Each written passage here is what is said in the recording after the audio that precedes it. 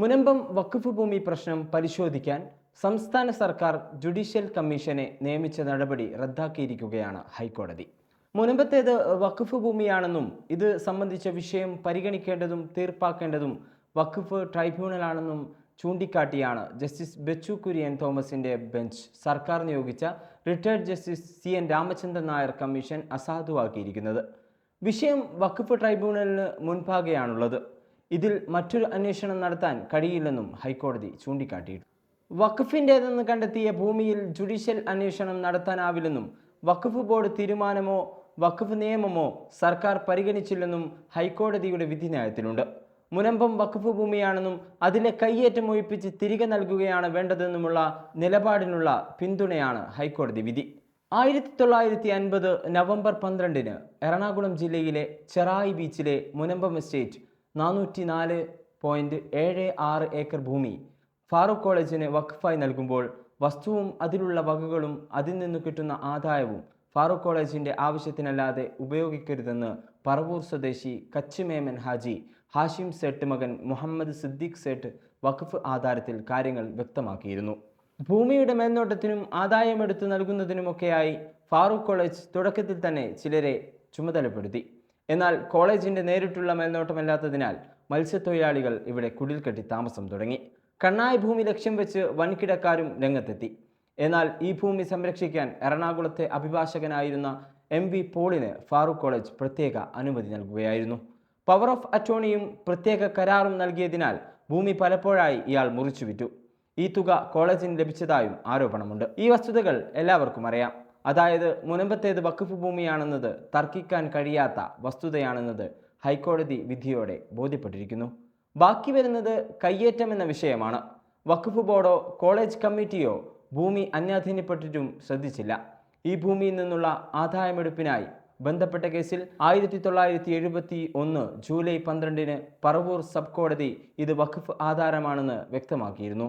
ഇതിനെതിരെ ഹൈക്കോടതിയിൽ നൽകിയ ഹർജി 1975 സെപ്റ്റംബർ 30-ന് കോടതി തള്ളുകയും സബ് കോടതി നിരീക്ഷണം ശരിവെക്കുകയും ചെയ്തു. 2008-2009 വർഷങ്ങളിൽ ഹൈക്കോടതിയിൽ അന്നത്തെ കലക്ടർമാർ നൽകിയ മറുപടിയിലും ഇത് വഖഫ് ഭൂമിയാണെന്ന് വ്യക്തമാക്കിയിരുന്നു.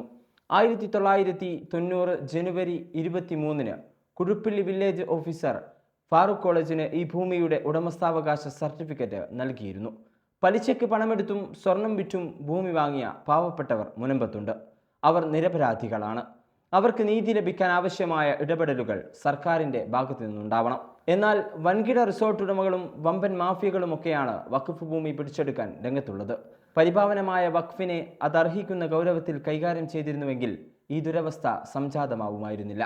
വിഷയത്തിലെ പച്ചയായ വസ്തുതകൾ വിസ്മരിച്ചു കാര്യങ്ങൾ പരിഹരിക്കാൻ നടത്തുന്ന ഏതു ശ്രമവും ഫലത്തിൽ എത്തില്ലെന്ന് ഹൈക്കോടതി വിധിയിലൂടെ വീണ്ടും ബോധ്യമായിരിക്കുകയാണ്. കോടതി വ്യക്തമായ വിധി പറഞ്ഞിരിക്കുന്നു.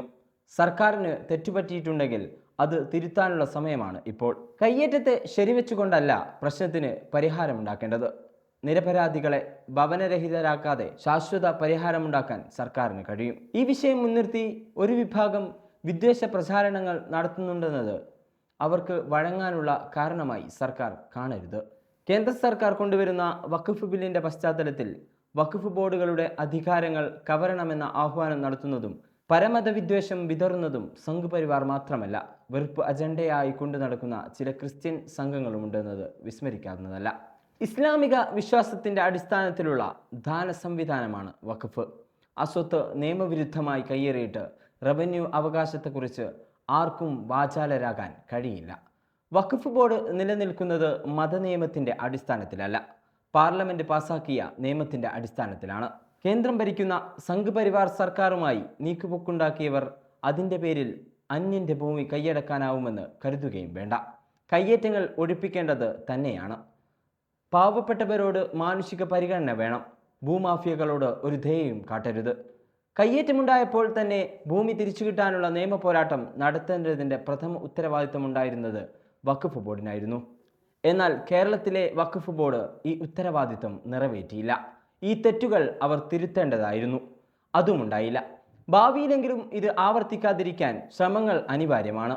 ഈ വഴിക്കാകട്ടെ ഉത്തരവാദിത്തപ്പെട്ടവരുടെ ചിന്തയും ക്രമീകരണങ്ങളും.